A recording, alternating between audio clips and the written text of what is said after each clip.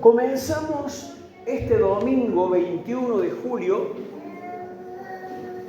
a estudiar en la palabra todo lo que, o buena parte de lo que en ella encontramos acerca de la edificación de la iglesia. Porque es un objetivo que el mismo Señor Jesús, el Señor de la iglesia, se propuso. Entonces, te animo a que apuntando a esto, poniendo tus pensamientos en esto, podamos leer este primer texto que está en el Evangelio de Mateo, capítulo 16, versículos 13 en adelante. Lo vas a poder ver seguramente ahí en la pantalla. Y dice el relato: al llegar a la región de Cesarea de Filipo, Jesús preguntó a sus discípulos: ¿quién dice la gente que es el Hijo del Hombre? Ellos dijeron: unos dicen que es Juan el Bautista, otros que es Elías, y otros que es Jeremías o alguno de los profetas. Él les preguntó: ¿y ustedes? ¿Quién dicen que soy yo? Simón Pedro respondió: tú eres el Cristo, el Hijo del Dios viviente. Quiero que pongamos atención en esta respuesta de Pedro. Jesús le dice a los discípulos: ¿y ustedes? Para ustedes, ¿quién soy yo? Y Pedro le dice: tú eres el Cristo. Otras versiones dicen: tú eres el Mesías, el Hijo del Dios viviente. Y antes de continuar con la lectura, quiero hacer énfasis en esto. Todos los israelitas en la época de Jesús y sus discípulos eran conscientes de lo que Moisés había dicho, de lo que los profetas habían dicho, de lo que estaba escrito en los salmos acerca de ese ungido de Jehová que iba a venir a liberar a la nación de Israel y en la nación de Israel a todos los pueblos. ¿Por qué te digo esto? Porque cuando Pedro proclama: tú eres el Cristo, es decir, tú eres el ungido de Dios, tú eres ese que estaba profetizado desde la antigüedad para venir a restaurar el reino de Dios. Esa es la respuesta que Pedro está dando. Está reconociendo que ese hombre que tenía frente a sus ojos era el que estaba anunciado desde hacía muchos años y que toda la nación de Israel esperaba con ansias.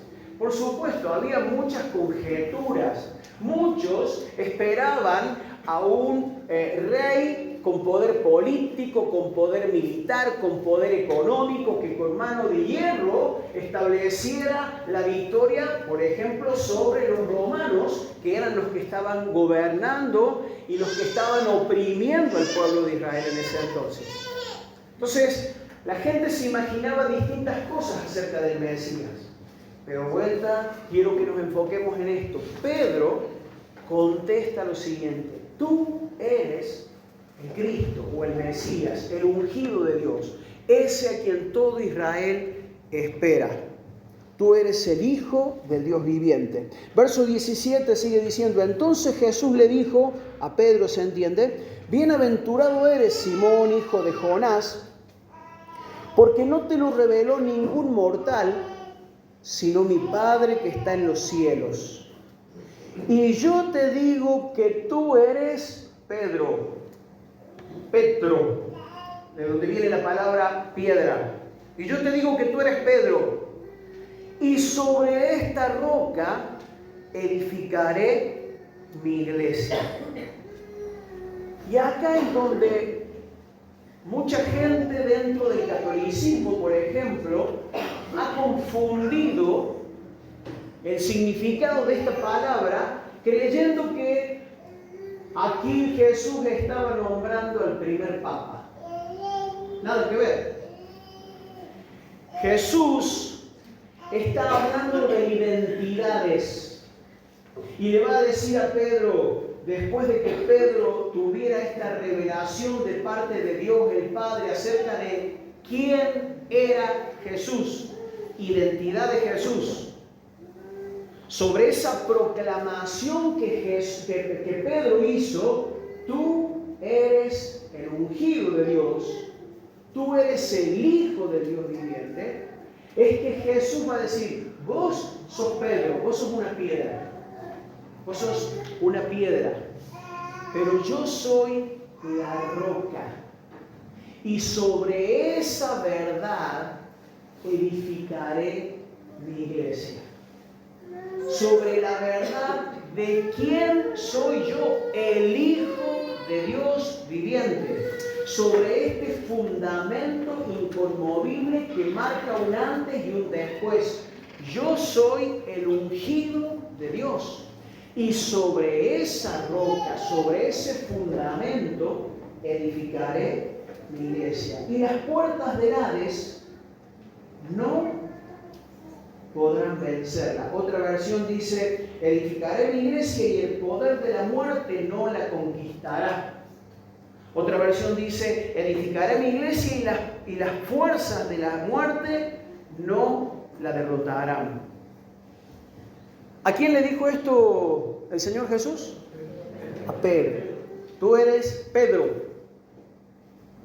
Y sobre esta roca, sobre este fundamento de lo que acabas de declarar, porque el Padre te lo reveló, que yo soy la roca, edificaré mi iglesia. Por eso Pedro va a escribir en su primera carta, en el capítulo 2, versículos 4 y 5, después leemos el 7 también, lo siguiente. Fíjate cómo tiene sentido habiendo leído el pasaje de Mateo. Primera Pedro capítulo 2, versículos 4 y 5 dice: Pedro dice: acérquense a Él. Esperen que se me apagó este aparato.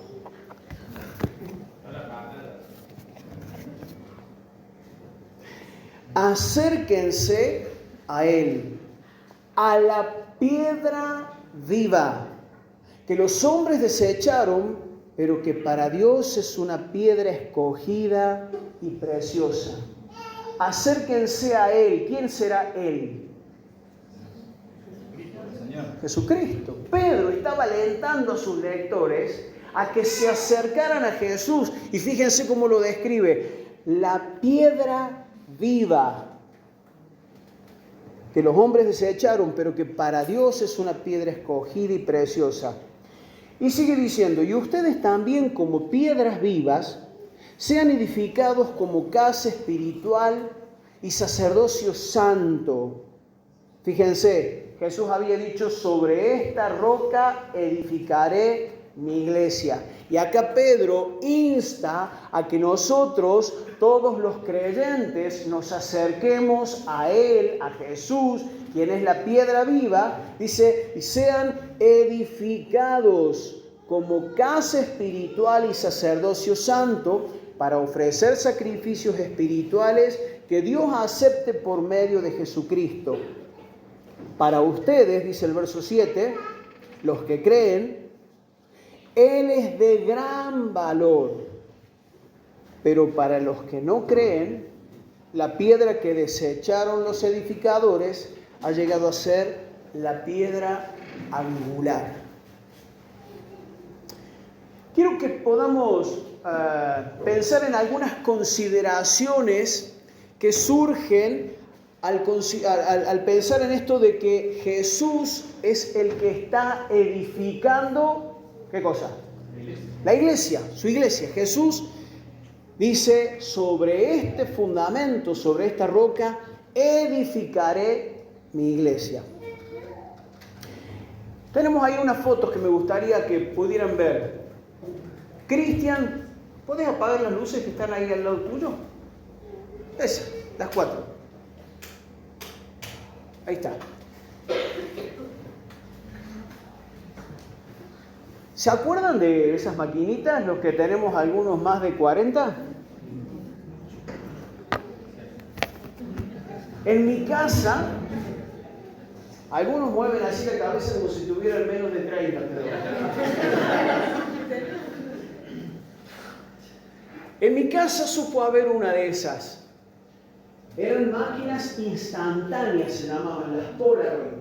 En su momento fueron una revolución, porque para los que no saben o están acostumbrados a sacar fotos y verlas en el momento y hasta poder hacerle retoques y escribirle cosas y todo lo que se puede hacer para editar una foto en el momento, antes se sacaban las fotos, se compraban un rollo de 24 o de 36 fotos, había que llevarlo a un laboratorio para que las revelaran a esas fotos y después, a lo mejor de una semana o el tiempo que fuera necesario, uno podía encontrarse con las fotos en formato papel. ¿Saben a lo que me refiero, cierto? Bueno, y a veces uno se daba con el chasco de que una foto salió movida o no tenía lo suficiente luz y no había chance de sacar 200 fotos como hacemos hoy y elegir la que más nos gusta.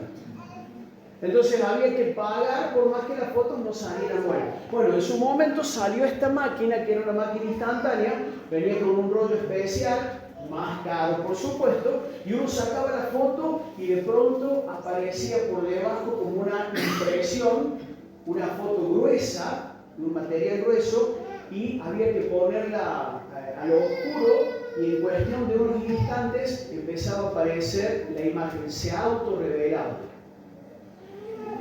Todo esto para decirte lo siguiente: la empresa Polaroid, que fue la que sacó al mercado, una empresa multinacional, la que sacó al mercado esta máquina, allá por el 2017 creo, desapareció. Y no sé si no fue antes, con todo lo que implicó el avance tecnológico de las fotos digitales, ¿no? Lo que en su momento fue un boom, después perdió toda su esencia, dejó de tener sentido y la empresa quebró. ¿Sí? La otra foto. Los que abusaban celulares allá por el 2020, a lo mejor miraron con ganas a los que tenían uno como estos. ¿Alguien se acuerda de la marca de estos celulares? BlackBerry. Los BlackBerry, los que traían todo el teclado incorporado. En su momento era una marca top de celulares. ¿Existe ahora la marca BlackBerry en celulares? ¿Quién la conoce? ¿Desapareció? ¿Quebró? La otra, lo mismo pasó con los Nokia. ¿Se acuerdan los Nokia, los que traían de juegos de la viborita? Ah, sí.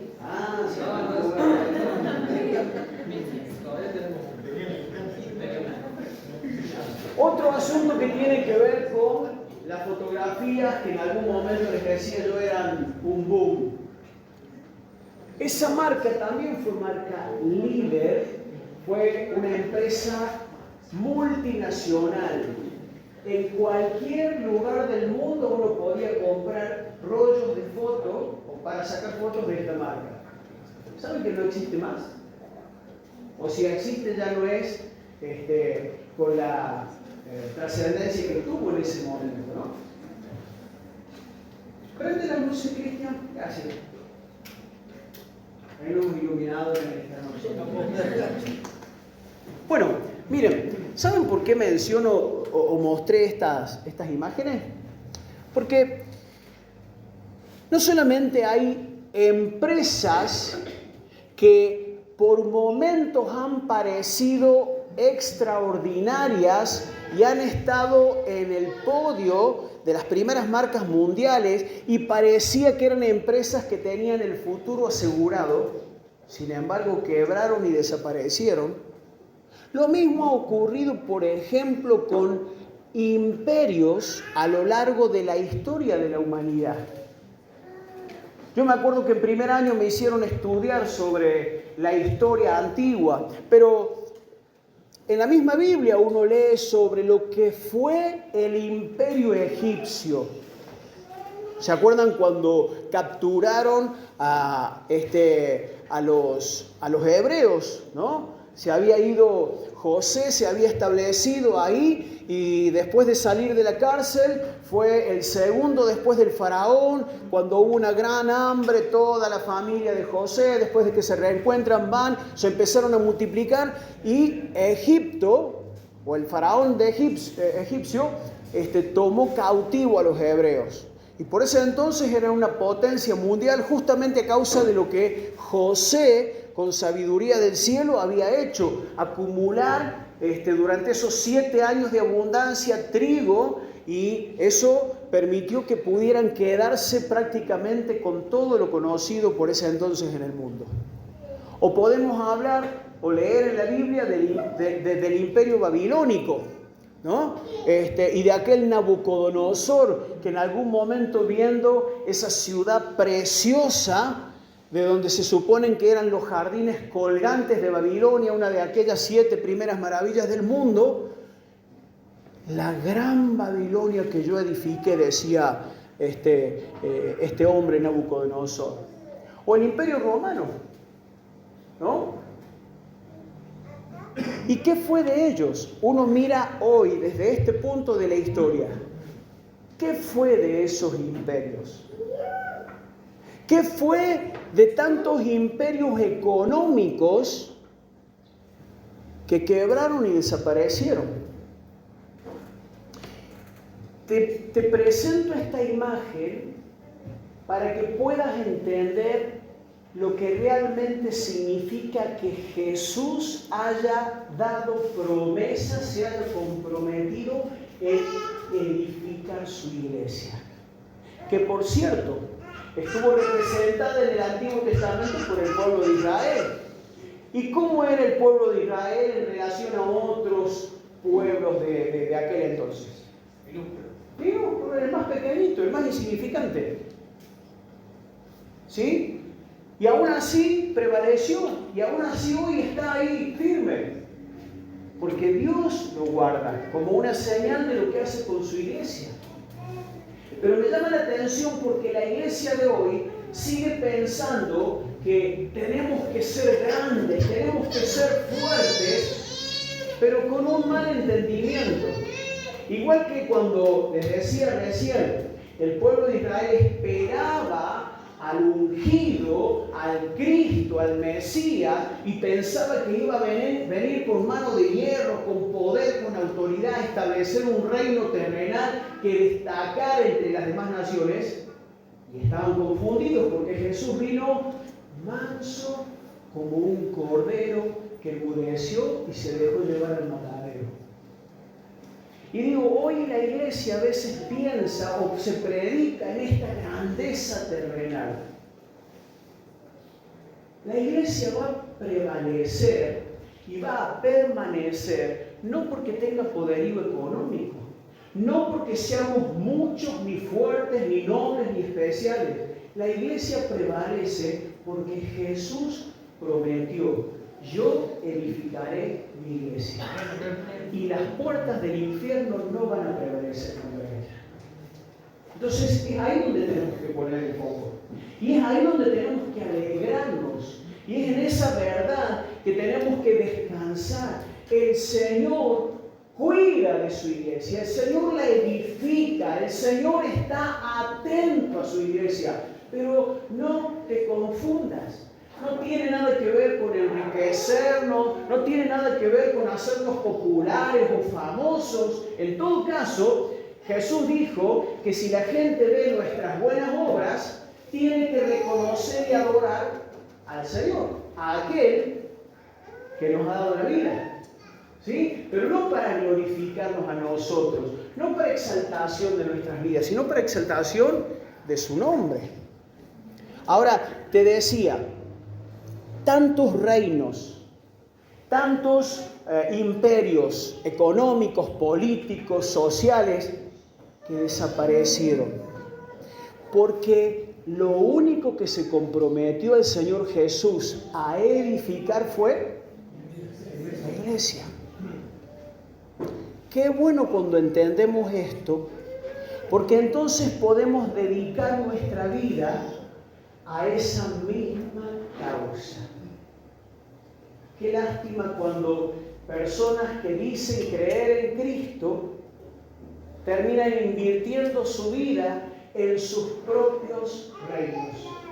Qué lástima cuando personas que dicen creer en Jesús terminan invirtiendo su tiempo, su fuerza, sus recursos en edificar algo que no va a prevalecer. Leíamos hace 2 semanas acerca del rico insensato, ¿te acordás? Tenía mucho, pero encima pegó una cosecha tremenda a tal punto que todo lo que juntó no le cabía en sus graneros. Tuvo que tumbar los graneros y hacerlos más grandes. Y él pensaba que tenía la vida asegurada, el futuro asegurado, todo por delante.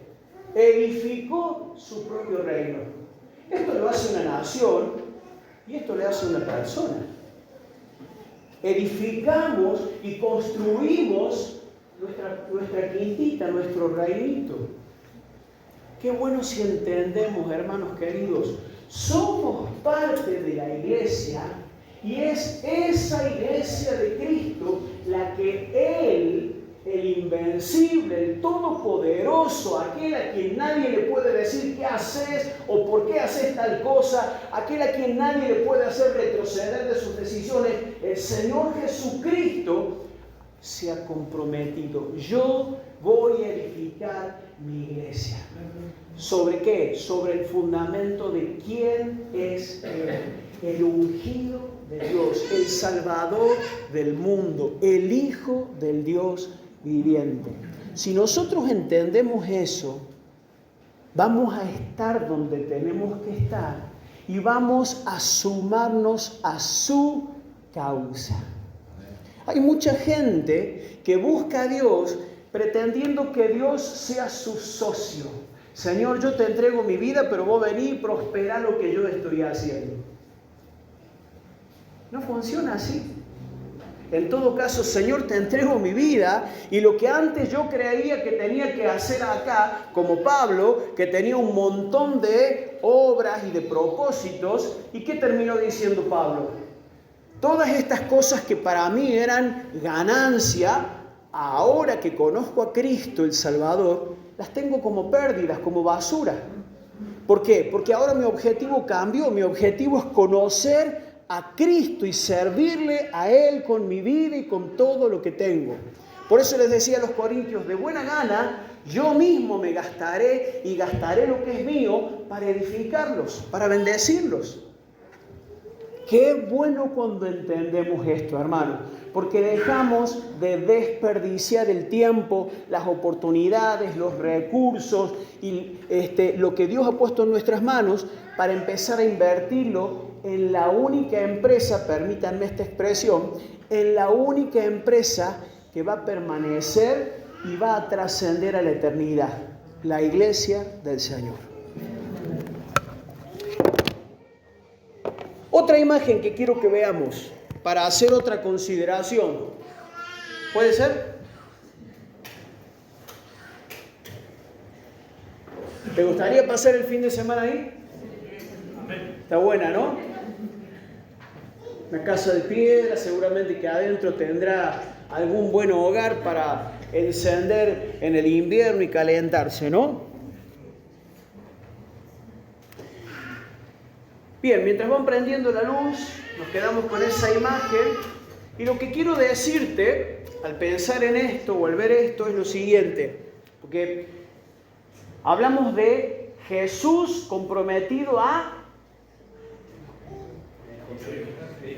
edificar su iglesia.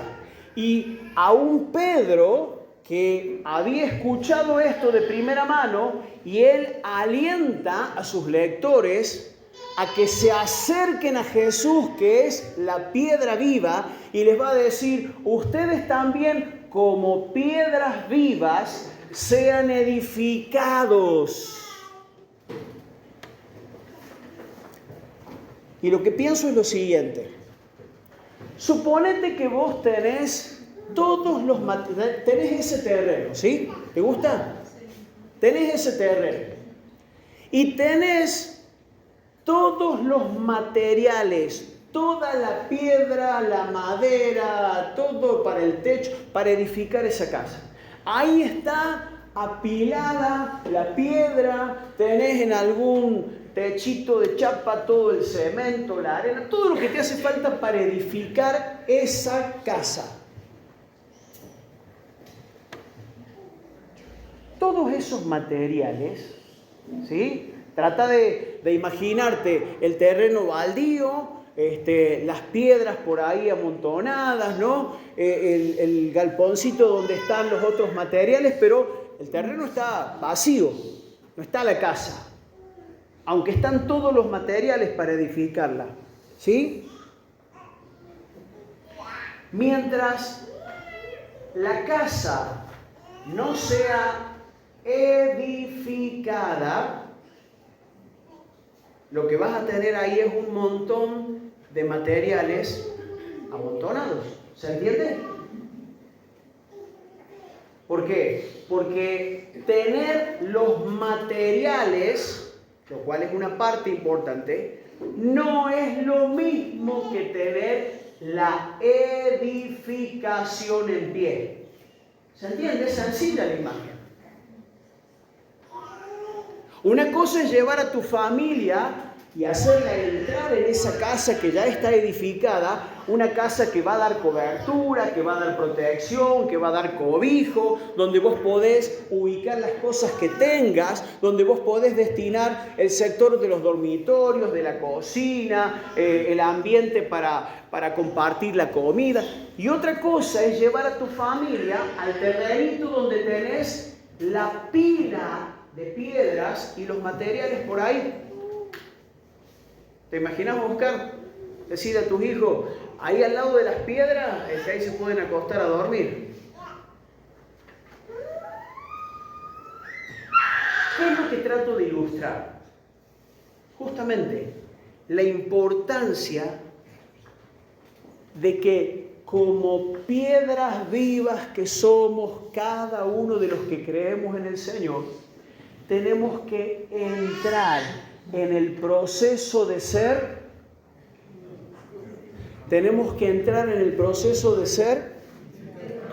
edificados.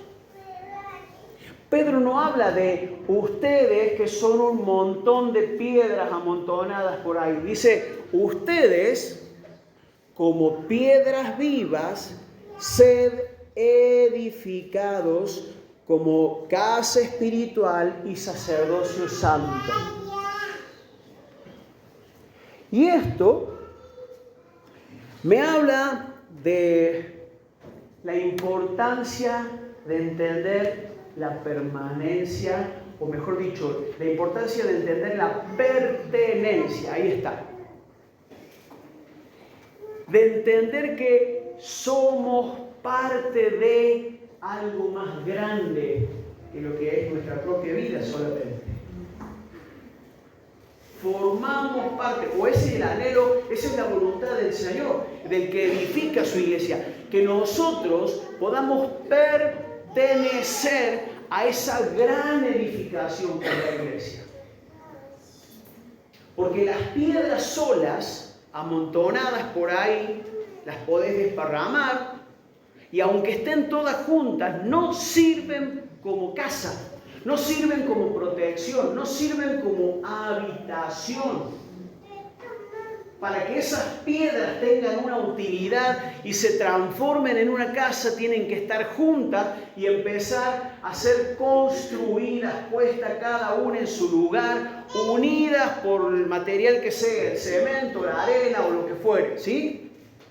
Ahí entonces esas piedras comienzan a formar parte de algo que es mucho más importante, una casa espiritual.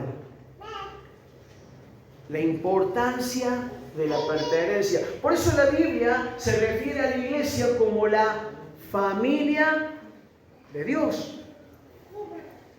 Y una familia no se puede formar aleatoriamente. A ver, vamos a traer a este varón que va a ser el papá, esta mujer va a ser la mamá y les vamos a poner estos tres que andan por acá como hijos. Una familia no se forma así. Una familia se edifica. Primero hay un hombre que se une a una mujer y transcurren un tiempo juntos y planifican y van construyendo su vida, van conociéndose y con el tiempo vienen los hijos. Y no es lo mismo que te den a tu hijo que te den a cualquier otro que está por ahí en la sala de los niñitos del hospital. Vos querés tu hijo, ¿sí o no? Claro, distinto es que vos adoptes en algún momento, pero no es lo mismo que te den el que vos pariste, mamá, a que te den cualquier otro. Bueno, si total es un niñito como el tuyo, ¿qué importa? No, ¿cómo que no importa? Una familia se edifica, como se edifica una casa, como Dios edifica esta casa espiritual. La Biblia se refiere a la iglesia como el cuerpo de Cristo. Y el cuerpo es otra imagen preciosa de coordinación, de pertenencia, de cuidado. Cuando un miembro se duele, ¿qué hacen los demás?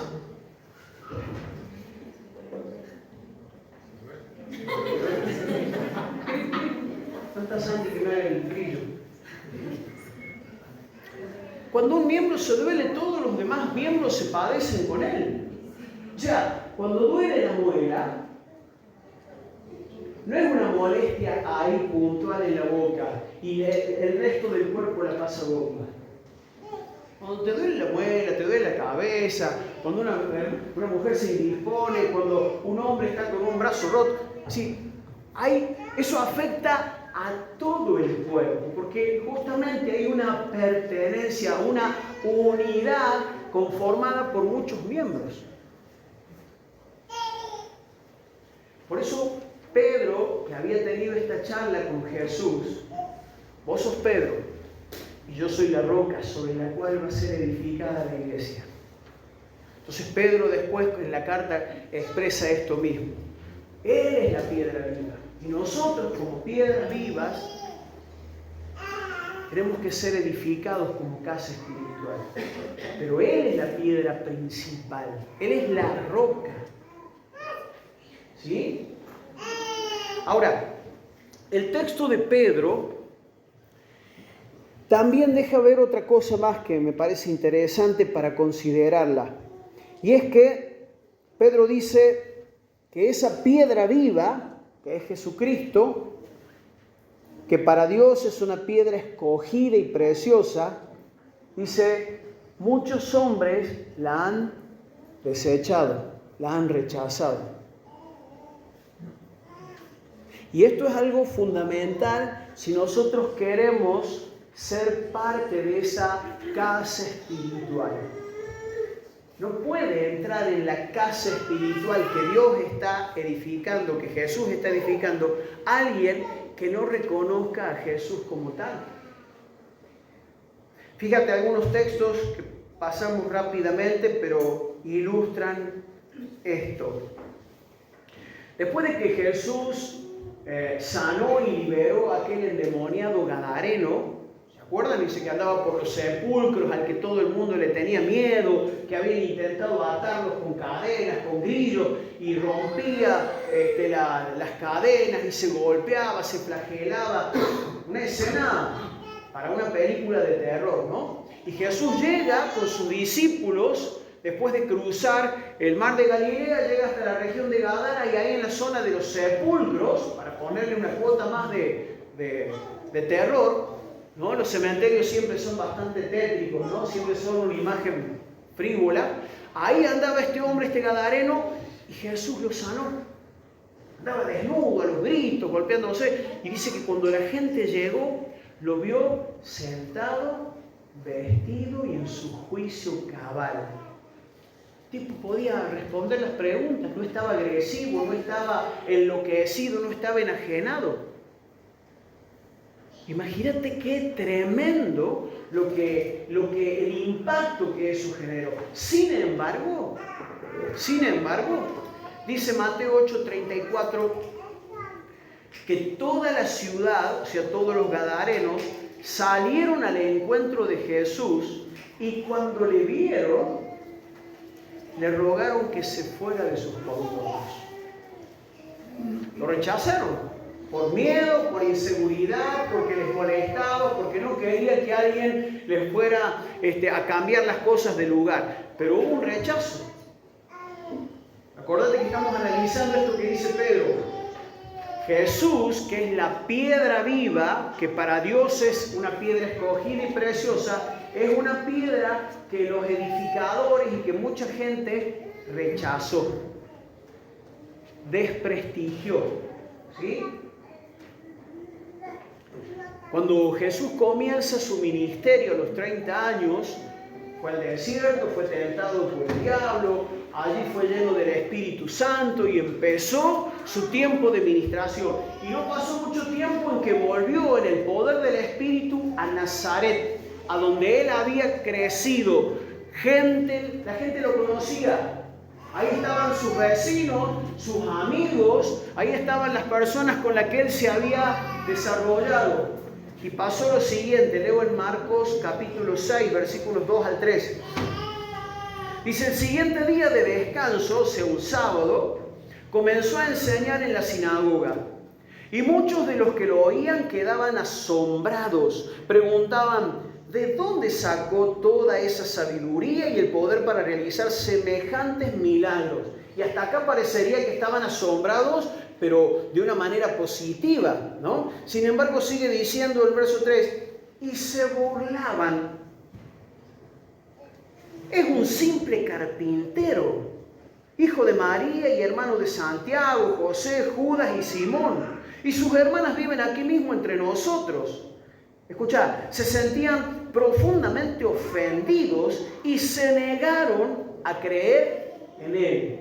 Parece contradictorio, ¿no? Habían escuchado las señales milagrosas, habían escuchado el testimonio de tanta gente hablando bien de él. Sin embargo, los que lo conocían, cuando lo vieron en semejante lugar de autoridad, como el Mesías, como el Hijo de Dios viviente, lo rechazaron. Porque esperaban otro formato de libertador. Y encima Lucas, que también relata este episodio, agrega que lo llevaron a los empujones hasta la parte alta de la ciudad y ahí lo querían empujar y tirarlo al precipicio para matarlo, ¿no? Tremendo. No era un rechazo disimulado, era bien abierto, era bien confrontativo. Otro episodio que menciono, cuando Pilato lo interrogó, que ya había sido llevado, ¿se acuerdan la noche que lo apresaron y lo llevaron ante Pilato? Y Pilato lo examinó, es decir, le hizo preguntas. Y el relato de la Biblia dice que Pilato no lo encontró culpable de ninguno de los delitos de los que se lo acusaban. Entonces lo presentó delante de la gente, de los acusadores, los sacerdotes, los escribas, y dice que él estaba dispuesto a soltarlo después de darle algún castigo, ¿sí? Y en Lucas 23, 18 dice, pero un gran clamor surgió de la multitud, y a una voz la gente gritó, mátalo y suéltanos a Barrabás. Y aunque el relato dice que Pilato intentó insistir con la gente de que no había razón para matarlo, más fuerte gritaban, más alboroto se hizo. Entonces Pilato terminó diciendo, después de lavarse las manos, ahí lo tienen, hagan con él lo que quieran. Rechazo. Aunque es la piedra viva, para nosotros los que creemos Él es precioso, para mucha gente es una piedra en el zapato. Y en Juan capítulo 1 dice, a los suyos vino Jesús y los suyos no le recibieron. La Nueva Traducción Viviente dice, vino a los de su propio pueblo y hasta ellos lo rechazaron. Pero a todos los que creyeron en Él y lo recibieron les dio el derecho de llegar a ser hijos de Dios. Y hoy sigue siendo como en la época de Jesús. Hay gente que cree en Él, como creyeron los discípulos, como creyó Zaqueo, aquel publicano despreciado, o como creyeron Lázaro, Marta, María, ¿no? Que también hay un relato donde dice que María le dijo: Señor, tú eres el Hijo del Dios viviente, tú eres la resurrección y la vida. Hubo gente que creyó en él, pero sigue habiendo, como en aquel entonces, mucha gente que lo rechaza. ¿No tenés amistades acaso que no quieren saber nada con la fe? ¿No tenés familiares que a lo mejor no quieren saber nada con la fe? Compañeros de trabajo, compañeros de estudio, buenas personas inclusive, pero que prefieren, como en aquel entonces, crucificar a Jesús. Hay algunos que a lo mejor no llegan a ese punto. Hay gente que dice: sí, será algún profeta. Sí, fue un buen hombre. Fue un revolucionario social, político, religioso, ¿no? Como decían en aquel entonces cuando Jesús le preguntó a los discípulos: ¿qué dice la gente de mí? Y hoy en día también hay un montón de opiniones. Y hay gente que, como te decía recién, lo quiere crucificar. ¿En qué sentido? Lo quiere sacar del medio de Jesús. Porque Jesús o viene para establecer su reino, o viene para embromar o contraponerse al reino de una persona. Entonces, cuando una persona no quiere dejar de reinar sobre su vida, le va a molestar la presencia de Jesús. Porque no puede haber dos reinos. No puede haber dos reyes en un reino. No puede haber dos reyes en una persona. O reina Cristo o reino yo. ¿Reina Cristo en tu vida? Por eso lo crucificaron. No creían en Él, no lo aceptaban. Les molestaba las cosas que les decía, aunque les decía la verdad. Aunque se asombraban de la sabiduría que tenía, no querían saber nada con Él.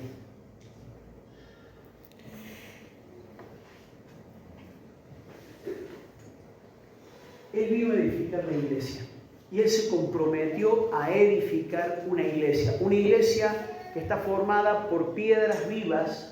Es decir, gente como vos y como yo, espero que así sea, gente que ha entendido lo que Pedro entendió, que Él es el Mesías, que Él es el Salvador del mundo, que Él es el ungido de Dios, que vino para establecer un reino, pero no un reino en esta tierra.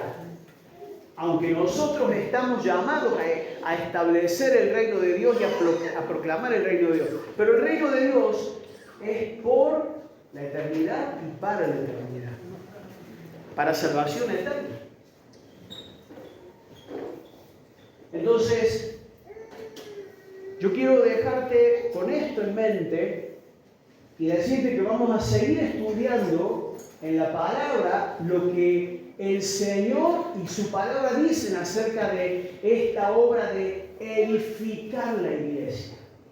Pero me gustaría que te quedes con esta imagen. Esa iglesia se edifica con personas que creen, no con personas que rechazan. Esa casa espiritual se edifica con personas que pertenecen, que deciden quedarse en esa edificación. ¿Te imaginas si los ladrillos de este edificio estuvieran y después se fueran? ¿Qué quedaría de la casa? ¿Te imaginas que los cimientos empezaran a salir de acá? ¿Qué quedaría de este lugar? Y Dios va a edificar su iglesia, que aunque sea pequeña a los ojos de los hombres, es la única que ha permanecido desde el primer siglo hasta la fecha, siendo pocos, siendo simples, siendo sencillos, siendo muy necesitados. Él se ha comprometido a edificar la iglesia. ¿Te vas a quedar acá? ¿Te vas a quedar en la iglesia? ¿Estás dispuesto a ser edificado, edificada como piedra viva junto a Él? ¿O vas a deambular? El Señor quiere lo mejor para nosotros. El Señor quiere ese lugar donde seamos protegidos. ¿Te acordás de la imagen de la casa? Qué lindo que es entrar a una casa. Si hace calor, porque ahí te refrescas. Si hace frío, porque ahí te abrigas. Si necesitas descansar o si estás ante un riesgo, porque en la casa echas llave y ahí estás seguro. Qué bueno que es poder entrar a una casa que está edificada. ¿Y sabes qué? El Señor quiere que este lugar, entre otros muchos, sea de la misma manera una casa espiritual para refugio de nuestras vidas y de muchos otros que necesitan ese refugio. Muchos otros que hoy andan como a la intemperie, agobiados por los calores, por los fríos, por las persecuciones, por las mentiras del diablo, agobiados porque no saben a dónde ir y buscan protección en un montón de lugares que no son tal cosa como la protección de Dios. Por eso yo espero que podamos pensar, orar y predisponer el corazón para que el Señor nos edifique. Que Dios guarde tu vida y tu familia y tu descendencia. Que tus hijos y los míos, y cuando lleguen los nietos, o algunos ya los tienen, podamos tener la tranquilidad, no de una seguridad económica. Por supuesto que está bien que trabajemos y que veremos para dejarle algo bueno a nuestros hijos, ¿sí? No hay nada de malo en eso. Pero qué bendición si realmente podemos vivir en esta conciencia de que Cristo, que es garantía en todo lo que ha dicho, está edificando una casa espiritual donde nuestros hijos puedan crecer en la fe, donde muchos otros sean alcanzados. Seguramente que tenés en el corazón, seguramente que tenés en tu familia gente que quisieras que venga el Señor. Preséntaselos al Señor ahora. Pero no solamente le digas, Señor, mira, me gustaría que fulanito venga a tus pies, que se reconcilie con vos. Me gustaría que esta persona conozca de tu amor. No solamente le digas eso. Como piedra viva, acerquémonos a Él para ser edificados. Para que cuando fulanito venga a Cristo, encuentre una casa donde se pueda cobijar. Donde pueda ver, acá tengo lugar. Allá me desecharon, allá me desprestigiaron, allá no me dieron importancia, me desecharon, pero acá tengo oportunidad de ser edificado, tengo oportunidad de formar parte de esta casa espiritual. ¿Por qué? Porque hay un Dios que transforma, hay un Dios que sana, que restaura, hay un Dios que no se horroriza ni del pecado, ni de la miseria, ni de un pasado oscuro. Hay un Dios amoroso, tierno, que perdona las iniquidades, que es paciente, misericordioso y que transforma vidas. Amén. Así como ese gadareno, despreciado por todo el mundo, el Señor lo estableció para darle testimonio a tanta gente. Entonces te invito a que oremos. No sabemos a quiénes más el Señor va a traer como piedras vivas de esta edificación, de esta casa espiritual. Pero preparémonos y empecemos a ver en fe. Cuando venga gente o cuando contactes a gente, a conocidos, amigos, parientes tuyos y les hables del amor del Señor y les compartas el Evangelio, que podamos empezar a ver con la ayuda del Señor. Estas son piedritas que el Señor también quiere usar para edificar su casa. Pero que puedan ver en nosotros eso. Les pedí a los chicos que pudieran compartir esta canción. Se cantó hace mucho tiempo. Después no la volvemos a cantar más. Pero tiene que ver con el anhelo del Señor de bendecir a su iglesia, de bendecir a esta casa espiritual. Recibirla profundo anhelo de bendición, recibíla como un aliento de decir, Señor, aquí estoy, edifica mi vida y usa mi vida para bendición de muchos otros más. Deja que la canción te ministre, deja que el Señor te hable, te bendiga, te prospere,